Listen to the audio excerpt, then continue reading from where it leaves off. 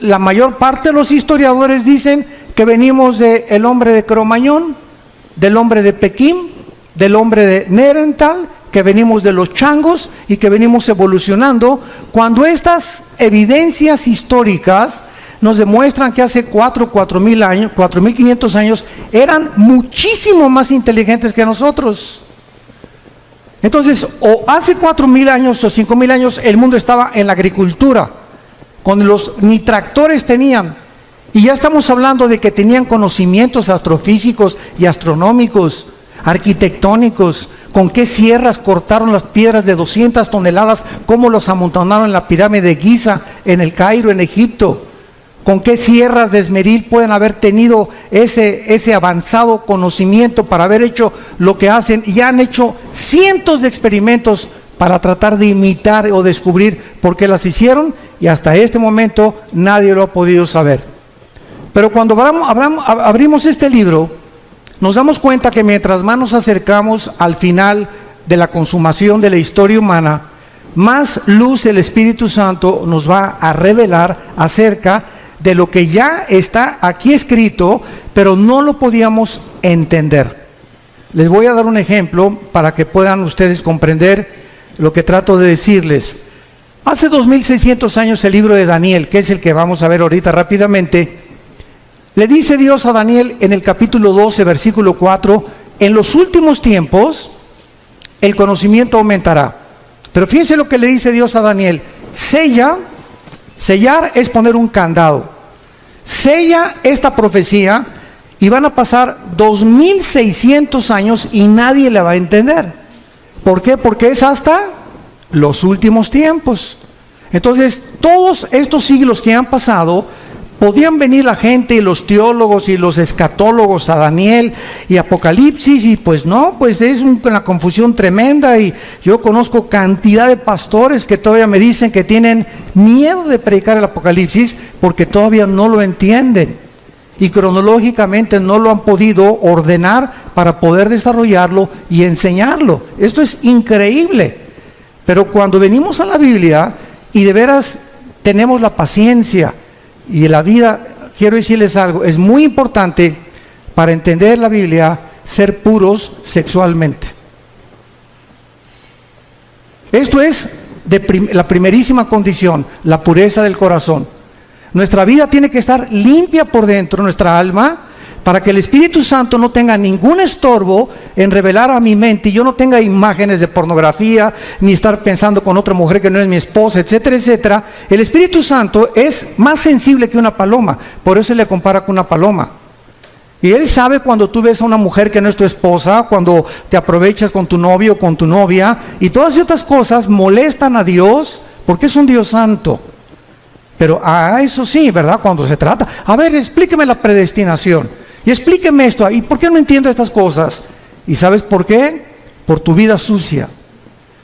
Porque cuando comiences a limpiar tu vida y a tomar en serio a Dios, no te imaginas de qué forma se va a ampliar tu capacidad de percepción y de discernimiento espiritual para que entiendas las cosas profundas de Dios.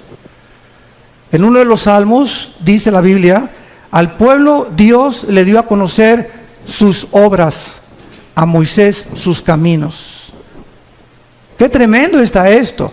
O sea, el pueblo vio cómo cayó agua en el desierto, cómo cayeron codornices, cómo pudieron ser sostenidos en un desierto sin nada, y lo único que el pueblo quería era ver milagros, milagros, milagros, milagros. Pero durante 40 años el pueblo en el desierto nunca tuvo el conocimiento de los caminos de Dios. ¿Por qué Dios hace lo que hace? Y esta es la razón también por la cual muchos cristianos se desaniman y se frustran. Es que no me ha funcionado el cristianismo y Dios no me ha contestado mis oraciones. Y la raíz de todos los problemas es el pecado. Nuestra vida sucia, nuestra vida que no está limpia delante de Dios, las tranzas, la deshonestidad, la falta de integridad, en todas estas áreas tenemos que tener muchísimo cuidado para que podamos dejar la libertad al Espíritu Santo y Él pueda ampliar nuestro entendimiento. Y en esta generación, como dice Daniel 12, los entendidos entenderán. Y dice los salmos, ¿verdad? Dichoso el hombre que guarda los mandamientos de Dios, porque entenderá el temor de Dios. Y si tú no quieres seguir a Cristo cargando una cruz, no lo sigas. Y si no quieres negarte a ti mismo, te va a costar más trabajo. El otro día tuvimos un caso, mi esposa y yo, de una pareja, que él va a una iglesia y la esposa va a otra iglesia. Pero la esposa es la directora de la escuela, es la directora de la femenil de la otra iglesia, pero no quiere ir a la otra iglesia de su esposo. Pero es directora de la femenil y ella dice que quiere seguir a Cristo, pero sin una cruz, porque la Biblia dice que la esposa debe seguir al marido. Entonces ella, si es cristiana, debe entender algo. Una cruz es seguir a Cristo haciendo sacrificios. Pero hay cantidad de cristianos que quieren seguir a Cristo con la novia fornicando, quieren seguir a Cristo, uno por acá y otro por allá, y dicen que siguen a Cristo. Increíble. Y a Jesús no lo sigues así. Implica sacrificio seguir a Cristo. Tenemos que entender esto y negar nuestros intereses personales.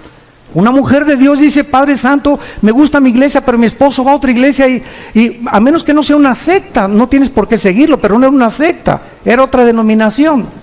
Entonces me sacrifico y voy con mi esposo y le voy a dar gusto a mi esposo y voy a orar por él, ¿verdad? Señor, pero yo quiero estar en tu voluntad. Y ahí es donde está la bendición. Pero estamos tan equivocados en tantos detalles tan pequeños que queremos seguir diciendo que somos cristianos y tenemos tantas cosas en nuestra vida que están muy lejos todavía del carácter de Jesús. Acuérdense que cuando lleguemos al cielo, Dios nos va a preguntar: pues ¿cuántas almas ganaste? Bueno, 5 millones de almas. ¿Cuántas iglesias hiciste? Tuve 600, di cobertura, 800 iglesias. Todas estas cosas que hagamos, a Dios, ¿qué le van a sorprender? A Dios, ¿qué le van a poder decir, verdad? Caray, te felicito, mi hijo, al llegar al cielo. Solo una pregunta va a haber para todos nosotros. Una sola pregunta: ¿cuánto te pareces a Jesús? ¿Cuánto nos parecemos a Jesús? Dios está formando el carácter de Jesús en nosotros. Dice Romanos 8 que estamos siendo conformados a la imagen del Hijo. A Dios no le impacta lo que hagamos, sino lo que somos.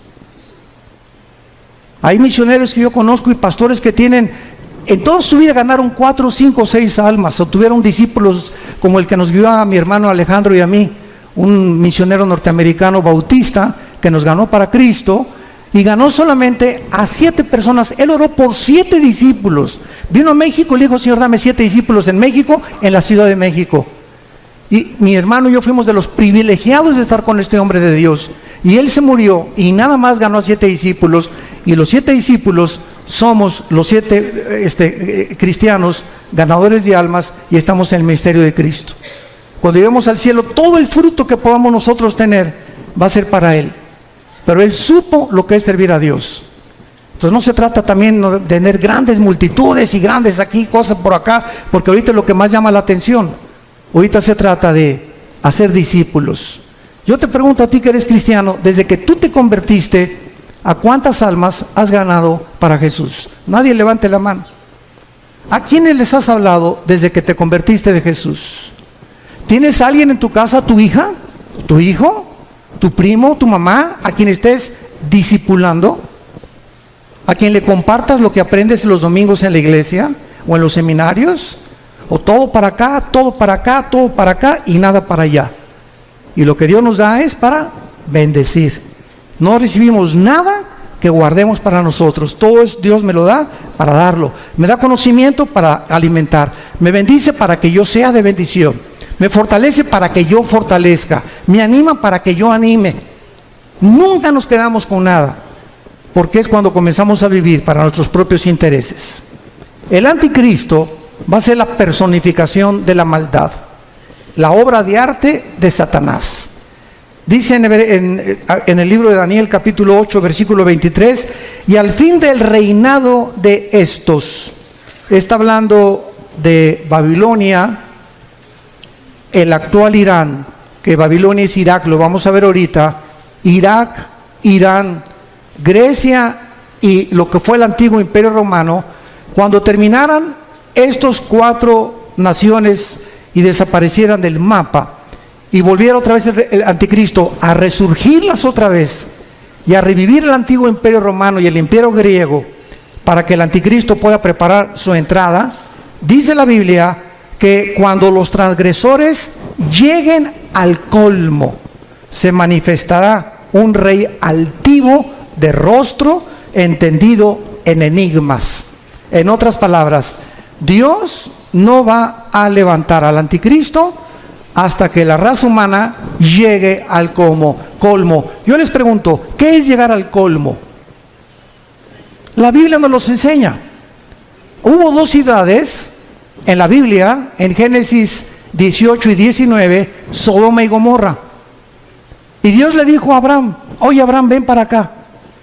No voy a revelar nada sin que tú no lo sepas. Voy a destruir esas dos ciudades.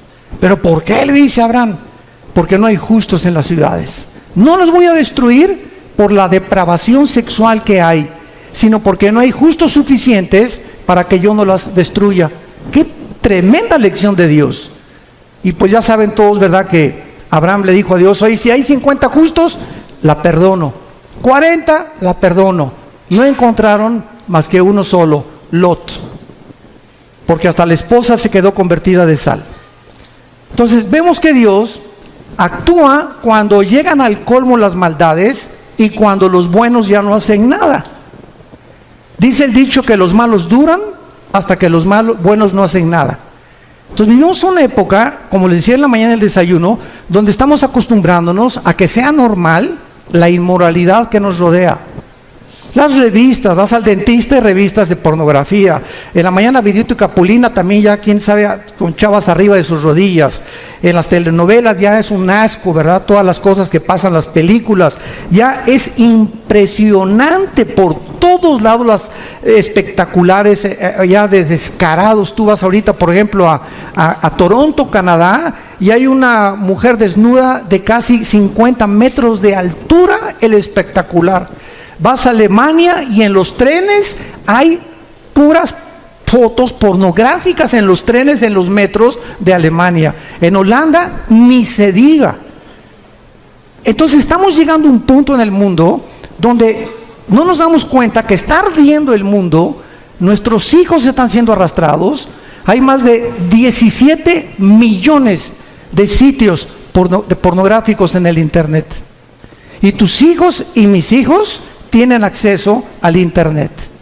Y si no los vigilamos y no los cuidamos, van a crecer infectados en la mente, completamente desorientados acerca de qué es el sexo. Y esta es la razón por la cual hemos llegado ya al punto que Estados Unidos, si el Partido Demócrata hubiera ganado la elección, hubieran votado por los elementos transgénero en junio de este año. Porque el expresidente Obama autorizó que hubiera baños en Estados Unidos donde los niños pudieran usar el de las niñas y el de las niñas, los niños, si los niños se sentían que no eran niñas o que no eran niños. Este es el colmo. En junio del año pasado se legalizó los matrimonios gays en Estados Unidos. Y vemos así que está creciendo la maldad, y lo dice así, cuando los transgresores lleguen al colmo. La pregunta es esa. Mañana vamos a hablar de la destrucción de la familia. ¿Hemos llegado al colmo? Hoy en la mañana vimos un testimonio, ¿verdad?, de un expolítico donde nos expuso claramente la corrupción impresionante que hay en esos medios. Pero ya no me sorprende porque el director de la FIFA, de la Federación de Fútbol Soccer, lo encontraron corrupto. Están demandando a 2 o 3 jugadores estrellas por corruptos también ahora. O sea, en los banqueros, en el deporte, en los artistas, en todos lados. Un cantante famoso ahorita que le dicen el Sol de México, que quién sé cuántos debe, que defraudó no sé qué tantas cosas. Y por todos lados estamos encontrando que ahora sí que el que no tranza no avanza. Y es una cosa normal que se está manifestando en la sociedad. Cuando los transgresores lleguen al colmo, se levantará un rey altivo de rostro y entendido en enigmas. Muy bien, vamos ahorita a ver un retrato muy claro de lo que es el Medio Oriente. ¿Saben ustedes en qué parte del mundo se encontraba el huerto del Edén? Dice Génesis 2, y nos da la clave, donde estaban 2 ríos, el Éufrates y el Tigris. El río Tigris nace en Turquía y recorre todo el Medio Oriente, son como más de 2000 kilómetros y desemboca en el Golfo Pérsico. Y es en esa área geográfica, entre el río Tigris y el río Éufrates, donde se encuentran las dos naciones, ahorita en el siglo XXI, donde nació la civilización y donde se encuentra en la olla hirviendo y el conflicto que va a desembocar en la Tercera Guerra Mundial, que hablaré en la otra conferencia de esto. En esta zona entre Irak, que en la Biblia aparece con el nombre de la tierra de Sinar, la tierra de los caldeos o Babilonia, y Siria, que aparece como Asiria, vemos que antes la Mesopotamia o la división entre dos ríos, que es lo que significa la palabra Mesopotamia, estaban Irak y Siria unidas, no estaban separadas. Líbano, Jordania, Irak, Egipto, hasta 1930, cuando sacaron los ingleses a los otomanos turcos que gobernaron casi 500 años el Medio Oriente. Los ingleses lo sacaron, y cuando los ingleses repartieron el Medio Oriente y le dijeron a los judíos: ustedes en ese pedacito, ustedes en Saudi Arabia, ustedes aquí, ustedes allá. Francia e Inglaterra repartieron casi todo el Medio Oriente y se formó el Medio Oriente tal como lo encontramos nosotros. Y si el Medio Oriente no se hubiera repartido en la forma en la que se encuentra, estas profecías no se hubieran cumplido. Entonces es increíble cómo la providencia divina en la historia se va manifestando los caminos de Dios, y cuando estamos atentos a lo que la Biblia dice, descubrimos que nos encontramos verdaderamente, como lo vamos a demostrar, en la última generación. Hemos llegado al final de la historia humana, damas y caballeros. Prepárate para encontrarte con tu Dios, porque se viene sobre el mundo como tú no te imaginas. Así las cosas, así se van a venir. Y dichosos y felices aquellos que no están en glotonería ni en los placeres de la vida, ¿verdad? Y que han tomado en serio a Dios, que se han santificado, que se han limpiados, porque de ellos es el reino de los cielos. Entonces, la zona de Irak fue donde el huerto del Edén estuvo. Génesis 2, del 2 al 10. Fue en Irak donde se encontraba Satanás cuando Dios puso el huerto del Edén. ¿Y de qué tamaño creen ustedes que es el huerto del Edén? ¿Se han preguntado? Tendría 10 kilómetros cuadrados, 1 hectárea, 4,000 metros cuadrados. ¿Qué tan grande es el huerto del Edén? Bueno, el huerto del Edén no era más que una pequeña zona geográfica en el Medio Oriente, lo que es ahorita Irak y Siria, y la demás parte de la tierra estaba despoblada. Pero ya los ángeles caídos estaban en el planeta Tierra, junto con Satanás, cuando Dios colocó a la primer pareja en el huerto del Edén. Y cuando Dios crea a Adán y Eva, las flores no tenían espinas, los leones no mordían, no había veneno en los alacranes, ni tampoco en las víboras, no había tormentas, no había tsunamis, no había nada de lo que nosotros estamos experimentando siglos después. Cuando Adán y Eva peca, esto es muy importante, cuando Adán y Eva peca, Dios había asociado la creación a ellos. Si ellos permanecían en comunión con Dios, Dios bendecía la creación. Pero si ellos pecaban, escuchen esto, cuando pecaron, su genoma fue alterado. No sé cuántos sepan lo que es el genoma. Fue el proyecto con el cual terminó el siglo XX el presidente Clinton y el doctor Collins, que es la investigación del ADN o del ácido desoxirribonucleico que se encuentra en cada una de las células. Y en los millones de células que tenemos un software, para que me entiendan, en el siglo XXI, tenemos un software, tenemos un código genético de información inteligente. Y en cada célula de mi cuerpo se encuentra toda la información de cómo soy, de cómo eres, tu tamaño de estatura, tu pelo, tus ojos. Venimos heredando desde Adán, los hombres el cromosoma Y, que las mujeres no lo tienen. Las mujeres tienen cromosoma XX, nosotros tenemos cromosomas XY. Y esta es la razón por la cual hasta 1860, cuando Gregorio Mendel descubre las leyes de la herencia, que entiende por qué José no podía meterse con María para que naciera el Hijo de Dios. Pasaron 2000 años. ¿Por qué José no tuvo relaciones con María para que naciera Cristo como tú y como yo? Pero se descubren las leyes de la herencia. 1954 el doctor Crick y el doctor Watson descubren la hélice del ADN.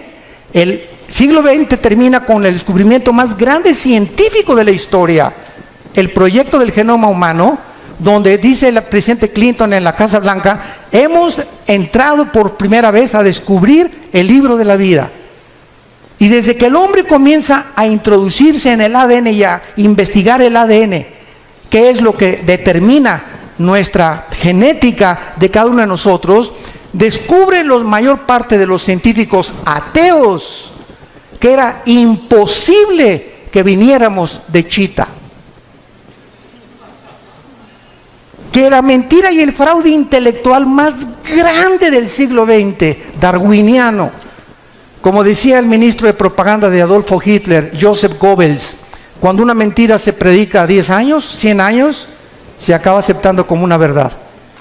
Entonces comienza el siglo XXI y cantidad de científicos ahorita ateos, que estamos viéndolos en internet, se están convirtiendo porque el ADN niega que el ADN de un mamut sea igual al de un camello o al de un rinoceronte, o el ADN del chango sea igual al del águila, o el del águila sea igual al del halcón. Y cada uno de nosotros tenemos en cada especie, porque hay 4 especies: la especie humana, la especie animal, la especie de las aves y la especie de los peces. Y no venimos las 4 especies que hay, las 4 características o elementos que forman el mundo que nos rodea. Ninguno tiene el mismo ADN, como ninguno tiene las mismas huellas digitales. Increíble. Entonces comienza la ciencia a ser revolucionada y entendemos que cuando Adán y Eva pecaron, cambió la genética de la creación. Las rosas comenzaron a crecer con espinas. Los animales se comenzaron a volver feroces. Comenzó la naturaleza a volverse enemiga de nosotros, con tornados, con huracanes, con inundaciones, etcétera, etcétera. Comenzaron a propagarse todo lo que se llama la propaganda bacteriológica, los virus, los microbios que comenzaron a atacarnos, se volvieron nuestros enemigos, y todo debido al pecado humano. Por eso dice Romanos 8 que la creación gime a una esperando la redención de nosotros, porque cuando seamos redimidos nosotros, la creación regresará al huerto del Edén otra vez. Y esto es precioso porque nosotros los cristianos que me escuchan, santos de Dios, toda esta información que les doy es la información que ahorita están buscando los científicos y no la tienen. ¿De dónde vienen los platillos voladores desde 1946? Porque cuando venga el rapto, ¿qué creen que van a decir? Que nos pintamos con los ovnis, que los extraterrestres nos llevaron. Y Alberto Einstein en 1943 demuestra al presidente Roosevelt en Estados Unidos, al doctor Fermi y al doctor Oppenheimer alemán.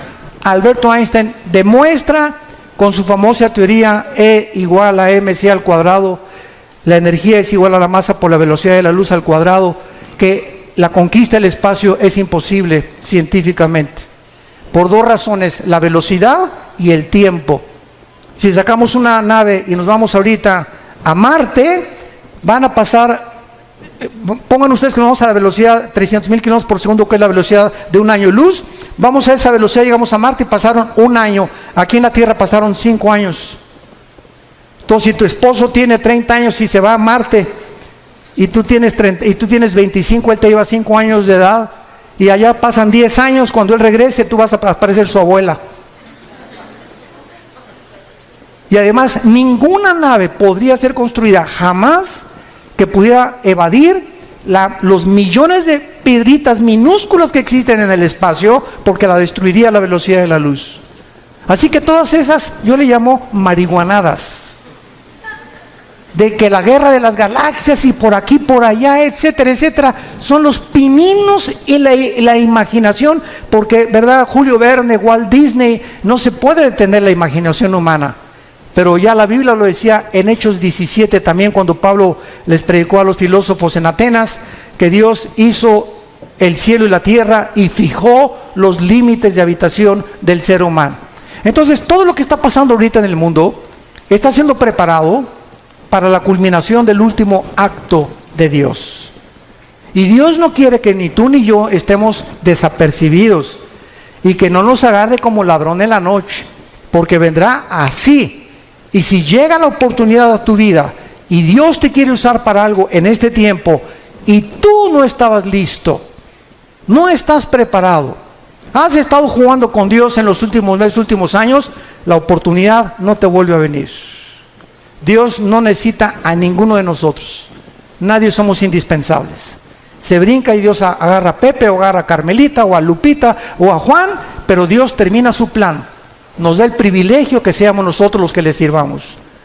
Aprovechémonos de este privilegio. En tercer lugar, ahí fue en Irak donde cayó el ser humano.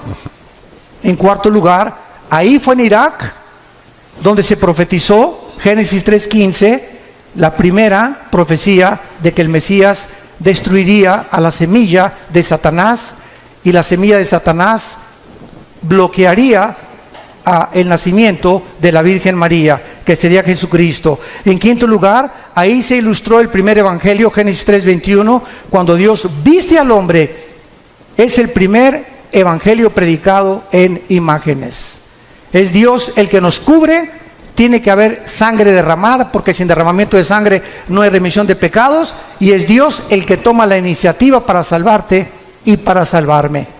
En esta área geográfica fue la primera rebelión contra Dios, la Torre de Babel, Génesis capítulo 11. En esta tierra Dios llamó a Abraham, de acuerdo a la Biblia, Irak y Siria. Apocalipsis 9, la quinta trompeta. Están atados los 4 ángeles más crueles y sanguinarios de toda la humanidad. Ahí donde está ahorita Irak y Siria, la guerra civil de Siria, y donde está el conflicto estrellando o con la conflagración entre el oriente y entre el occidente. Ahí se encuentra la actividad demoníaca más grande de la historia. Ya no es el Teposteco aquí en México, ni Veracruz, ni Catemaco, Veracruz. Es ahí entre Irak y Siria, donde desde la guerra del Golfo Pérsico todo el mundo volteó sus ojos. Antes de la guerra del Golfo Pérsico, 1990-91, yo le pregunté a un grupo de estudiantes que si sabían dónde estaba Irak. ¿Saben qué me contestaron? Que qué clase de medicina era esa, que si era un nombre de una medicina. O sea, eran zonas que ni siquiera consideraban, ni siquiera yo les dije en un mapa, pon un dedo, dime dónde está Irak. No lo podían localizar ningún estudiante del tercer grado de teología. Me reservo el nombre del seminario. Pero era increíble. Y desde el 90 hasta nuestros días, pues ya todo el mundo sabemos, ¿verdad? Que Irak, ¿verdad?, está junto a Israel, junto a Jordania, ¿verdad?, junto a Siria, etcétera, etcétera. Pero es el área donde ahorita la atención mundial se ha concentrado. Y el punto al que quiero llegar es el siguiente. De esta zona geográfica, entre Irak y entre Siria, saldrá el anticristo. Ahorita regresamos a Daniel, vayamos a Génesis 49. Y vamos a ver con mucho detenimiento lo que en los últimos años se han tratado de especular acerca del origen del anticristo. Lo único que sabemos, o que se sabía, sin haber profundizado la Biblia, hasta hace, me acuerdo yo, 25 años, yo desde que me convertí, no sé cuántos de ustedes sepan, ¿verdad?, pero el primer mensaje que yo prediqué en mi vida, hace 40 años, fue sobre la tribulación. O sea, desde que comencé a predicar, Dios me trajo a la profecía y a la apologética, que es la defensa de la fe. Son las dos áreas de ramas de la teología donde me he especializado más, en la profecía y en la defensa de la fe, la apologética. Y desde que comencé a estudiar la Biblia, pues fue algo, ¿verdad?, que yo sentí que era un llamado que Dios me daba para profundizarme en la profecía. Y a través de todos estos años, pues me metí, yo he predicado 3 veces todo el libro de Apocalipsis, versículo por versículo. Lo pueden conseguir, son 100 conferencias, versículo por versículo, los 22 capítulos. Pero lo he predicado 3 veces, pero lo he grabado 3 veces, pero lo he predicado como 6 o 7 veces en toda mi vida que llevo de cristiano. Y cada vez que lo predico encuentro algo diferente. Y cada vez que predico tengo más luz. Y cada vez que predico a la luz de los descubrimientos científicos que están sucediendo en el mundo, como lo de la genética, como el proyecto Genoma Humano, etcétera, etcétera, entiendo más por qué hace 2000 años el apóstol Juan en Apocalipsis dijo que el anticristo marcaría con el 666 a la humanidad. ¿Cómo podría ser posible si no se hubieran inventado las computadoras?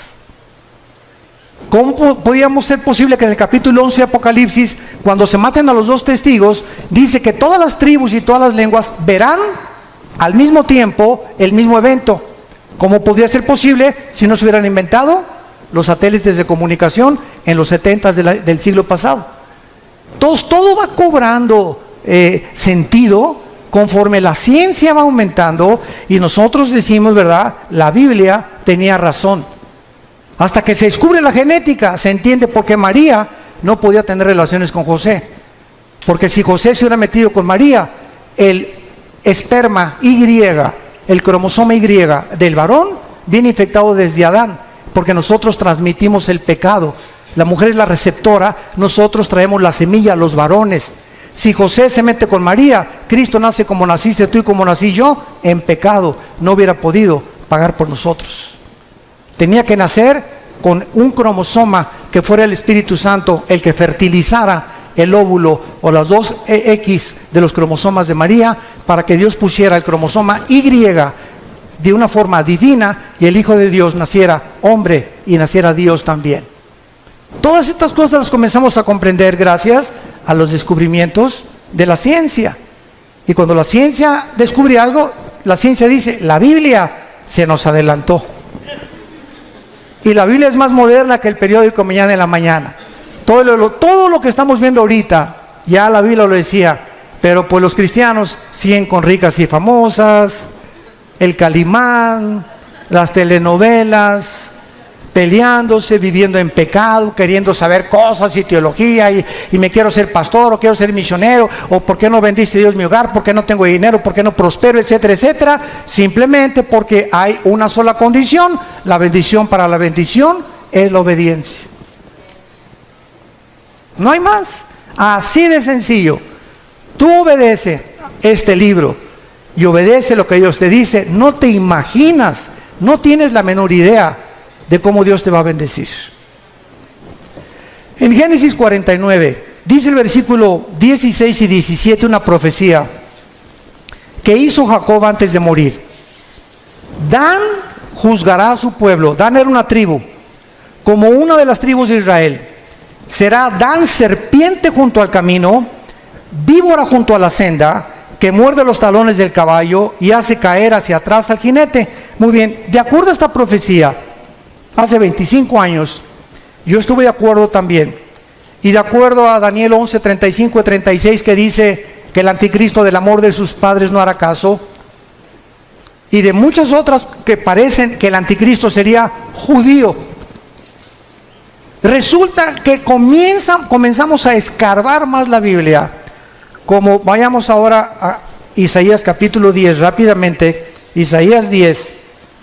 Y comienzan a surgir la otra línea de comprensión de que al anticristo se le llama más de 10 veces en el Antiguo Testamento el asirio.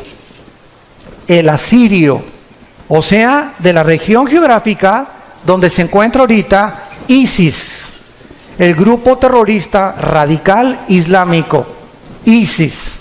Dice así en Isaías capítulo 10, versículo 5, oh Asiria, vara y bácula de furor en tu mano he puesto mira.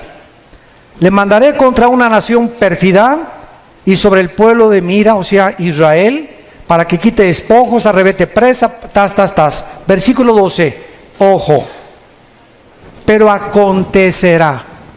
que después que el Señor haya acabado su obra en el monte de Sión y en Jerusalén, ¿ya la acabó? Todos estamos de acuerdo, ¿verdad? Dios no ha terminado con Israel, no ha acabado su obra con ellos. Después que Dios acabe su obra, castigará el fruto de la soberbia del corazón del rey de Asiria y la gloria y la altivez de sus ojos. Y así ya no me da tiempo de ver todos los versículos, como en Miqueas 5, del 2 al 6, donde también se menciona al asirio viniendo contra Jerusalén en los últimos tiempos. Y entonces hay esto cuando estudiamos teología. Por un lado, hay profecías que ponemos en la balanza, que parece que el anticristo iba a ser judío. Y ponemos en la balanza otros versículos que nos amuestran que el anticristo viene definitivamente de Asiria, de donde se encuentra ahorita ISIS. ¿Cómo podemos compaginar cuando encontramos en la Biblia que se predica la predestinación, pero también se predica la responsabilidad humana? ¿Cómo podemos entender que la salvación no se pierde y unos dicen que sí se pierde la salvación? Entonces vemos aparentemente doctrinas o líneas de pensamiento que parece que se contradicen una contra la otra, pero el problema está en nuestra mente y no en Dios, en nuestra falta de comprensión. Vean ustedes este ejemplo del anticristo. Dice la Biblia que saldrá de Dan, que será judío, y dice la Biblia que se le llama el asirio. Muy bien, ¿cuál es lo que compagina o qué escrituras unen a las dos para poder entender de dónde viene el anticristo? En el año 700 antes de Cristo, apúntalo, o sea, hace 2700 años, los asirios se llevaron cautivas a las 10 tribus de Israel. 100 años después, Nabucodonosor, en el año 585 antes de Cristo, 100 años después, vino y se llevó a las últimas 2 tribus. Estas 10 tribus que se fueron a Siria hace, ¿cuánto? 2700 años, se diluyeron en el mundo entero.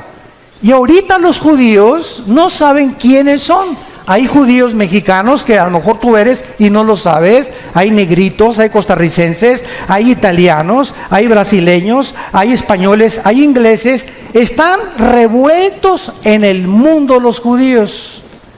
Y ahorita solamente hay los que creen que vienen de Leví, de la tribu de Leví, y los de Cojén, que son los sacerdotes.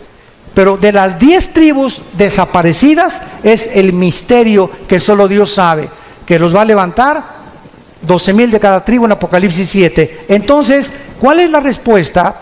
Que el anticristo puede ser judío y al mismo tiempo ser asirio. ¿Sabían ustedes que ahora los sociólogos están llegando a corroborar que Hitler era judío? Que tenía raíces judías, tu paisano.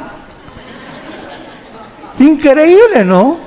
Han pasado siglos y comenzamos a descubrir cosas que dices, Dios mío, güey, a lo mejor yo no sé ni de dónde vengo, pero tenemos antecedentes de quién, a lo mejor desciendes hasta de Pancho Villa. Pero así es la genética. Entonces el anticristo, ¿verdad?, surge geográficamente de Asiria, y es lógico, ¿verdad?, que también haya sido perteneciente a una de las tribus de los judíos, que es la tribu de Dan. Ahora, cuando este líder de ISIS declaró que querían establecer el califato en todo el Medio Oriente y borrar la frontera entre Irak y entre Siria para establecer el califato, la palabra califa significa el sucesor en el idioma del Islam. Entonces los califas eran los que decían que eran sucesores directos de Mahoma. Y el musulmán está dividido en 2 ramas, en los sunnis, que son el 85%, ISIS es suní, y los chiitas, que son el 15% que viven en Arabia Saudita y en Irán, y casi todo el Medio Oriente son sunnis, son los que controlan y matan a los hermanos chiitas porque dicen que son los únicos sucesores de Mahoma. Entonces, este conflicto que está ahorita en el Medio Oriente es precisamente el que va a pavimentar la próxima guerra para que salga el anticristo, como lo mencionamos en esta mañana. El anticristo tendrá poderes sobrenaturales satánicos. Vayamos rápidamente a Apocalipsis capítulo 13 y veamos lo que el apóstol Juan menciona acerca del poder impresionante que el anticristo tendrá, y algo muy importante que les quiero compartir. La mayor parte del mundo cree que el anticristo va a gobernar el mundo entero. ¿Por qué? Porque aquí en Apocalipsis hay un versículo que dice que estará sobre todo tribu, lengua y nación.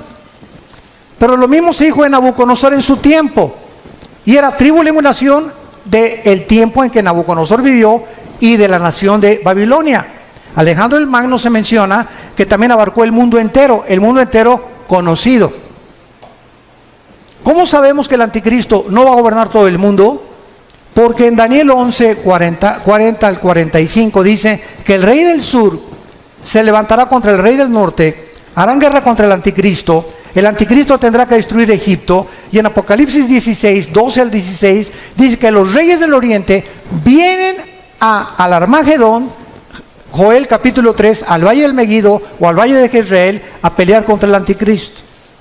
Entonces el anticristo va a gobernar 10 naciones nada más, 5 de Europa y 5 del Medio Oriente, que pertenecían al antiguo imperio romano, que es otra profecía del capítulo 2 de Daniel, del estatua de Nabucodonosor, que representa los 10 dedos y los 10 cuernos de Apocalipsis capítulo 17, que tampoco nos daría tiempo de poder cubrirlo. Pero en Apocalipsis 13 dice el versículo 1: me paré sobre la arena del mar y vi subir del mar una bestia. Y esto es interesante. ¿Por qué se le llama bestia al anticristo? Si ustedes han estudiado Daniel, capítulo 7 y capítulo 8 de Daniel, dice la Biblia: vi a 4 bestias que se levantaron. Una era como un oso, la otra era como un leopardo, la otra era como un león, que son Babilonia o Irak, que son Persia, que es Irán, y que es Grecia. El leopardo, las conquistas de Alejandro el Magno. Pero cuando se descubre la 4ª bestia, no hay un nombre que el Espíritu Santo haya podido definir o adjudicarle al 4º imperio, que es el del anticristo, más que una bestia terrible. O sea, de acuerdo al Espíritu Santo, no hay una bestia tan sanguinaria, depredadora, que se pudiera utilizar como un ejemplo para poder compararlo con la ferocidad, la crueldad, el odio y el orgullo y la altivez de este hombre que será la obra maestra de Satanás. Y por eso se le llama simplemente una bestia. Y la palabra bestia en el griego, terión, es una bestia depredadora. No es un animal como un perro que es domesticado, como un caballo o como una gallina, sino que son bestias depredadoras, porque esta es la naturaleza que tendrá el anticristo. Y vean ustedes de dónde surge el anticristo, de acuerdo a Juan. Me paré sobre la arena del mar. ¿Dónde estaba Juan cuando escribió esto? En el mar Mediterráneo. De esa zona del mar Mediterráneo es donde el anticristo va a surgir, no de México, de Querétaro menos. Ni de Inglaterra, ni de Italia, ni de Alemania, ni de Brasil, ¿verdad? El anticristo va a surgir del área geográfica donde ahorita, en el siglo XXI, se encuentra Irak y Siria. De esa área en la que está a punto de estallar una guerra, una vez que esta guerra explote, él saldrá de las ruinas a tratar los tratados de paz, a ofrecer maravillas de soluciones a la pobreza, a los problemas entre los árabes y los judíos, a los problemas bancarios, a los problemas de la economía, y el mundo se quedará absorto ante la inteligencia y los poderes sobrenaturales del anticristo. Dice en el versículo 5, también se le dio una boca que hablaba grandes cosas y se le dio autoridad para actuar. ¿Cuánto? 42 meses, que equivalen a 3 años y medio. Es todo lo que el anticristo va a gobernar. Los primeros 3 años y medio de la tribulación será para consolidar su reino y su imperio, y los últimos 3 años y medio será para poder pelear y tratar a través de la fuerza y de la violencia y de comprar y de corromper a muchos reyes y gobernantes del mundo su imperio y tratar de gobernar el petróleo en el Medio Oriente, porque debajo de Irak, de Arabia Saudita y de Irán se encuentra el 65% de las reservas petroleras del mundo entero. No nos extrañe por qué el Armagedón, que es lo que vamos a hablar después de esta conferencia, la Tercera Guerra Mundial, ahí se van a juntar porque ahí es donde está el petróleo y es el oro negro, y el que controla eso va a controlar el mundo entero también. Y dice en el versículo 17 de Apocalipsis 17, y que ninguno pudiera comprar ni vender, sino el que tuviera la marca o el número de la bestia o el número de su nombre. Aquí hay sabiduría. El que tiene entendimiento, cuente el número de la bestia, pues es número de hombre y su número es 666. ¿Saben ustedes qué es la gematría? Apúntalo, gematría. Es la rama de la teología que estudia el valor de los números en las letras hebreas y griegas. ¿Por qué Dios escogió que la Biblia fuera escrita no en totonaco, ni en maya, ni en zapoteco, ni en otomí, ¿verdad? Ni con los aucas, o ni siquiera en lenguaje español o italiano o francés? ¿Por qué Dios escogió dos idiomas, el hebreo y el griego? ¿Por qué? Dios lo que hace, lo hace con un propósito sabio siempre detrás, porque el hebreo y el griego son los dos únicos lenguajes que cada palabra tiene un valor numérico. Por ejemplo, la famosa V de Víctor en el griego representa el 5, la X al 10, el 50 ¿cuánto? Ni sabes. La D, ¿verdad? Y el 50, el 1000, ¿verdad? Entonces, cada letra tiene un valor numérico, se llama la gematría. Cuando el Espíritu Santo escogió el 666, ¿saben qué significa? Porque dice aquí hay sabiduría, el que le entienda. ¿Cuál es el número de nosotros? El 6. ¿Cuál es el número de la Trinidad? El 3. 6, 6, 6 es el hombre elevado a Dios, elevado a la deidad, que es el sueño que Satanás le dijo a la mujer: serás como Dios. Entonces el anticristo es la obra maestra de un ser humano que el Satanás toma y lo eleva a la capacidad de ser un Dios, aunque no era un Dios. Por eso se le llama el 666, el hombre elevado a la deidad o a la divinidad, que es lo que Dios quiere que nosotros tengamos cuidado. No somos dioses, no somos autónomos, somos agentes morales responsables, no nos creamos a nosotros mismos y debemos nuestra obediencia al Señor. Padre, te damos gracias por tu palabra en esta tarde, por permitirnos rascar simplemente tus profecías y tener un poco más de conocimiento de tu programa y de tu plan en la historia y para los tiempos humanos. Te pedimos, Señor, que cada día que pase recordemos el consejo que le diste a Josué. Josué, hay 7 naciones delante de ti en Canaán, y te voy a dar el secreto, Josué, para la victoria. No es con espada ni con ejército, no es con la valentía del caballo, no hay sabiduría ni conocimiento ni inteligencia contra Jehová. Josué, de día y de noche, medita, lee, memoriza mi palabra. Este es el secreto de la vida para poder vencer. Llena tu corazón de mi palabra, memorízala, reflexiónala, pondérala, piensa en ella de día y de noche.